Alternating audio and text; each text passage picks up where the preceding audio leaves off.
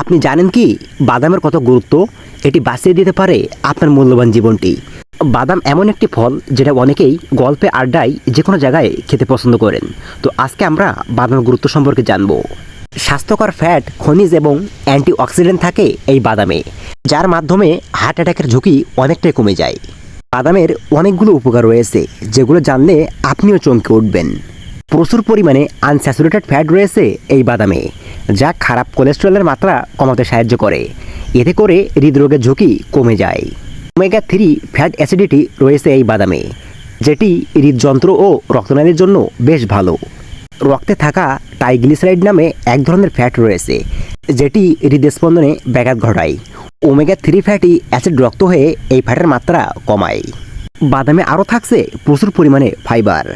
রক্তের লিপিড প্রোফাইলের মাত্রা বাড়াতে ফাইবার সমৃদ্ধ বাদাম বেশ কার্যকর।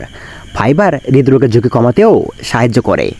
ভিটামিন ই সমৃদ্ধ বাদাম শুধু হৃদযন্ত্র ভালো রাখতে নয়, সর্বোপরি শরীর সুস্থ রাখতেও বেশ কার্যকর।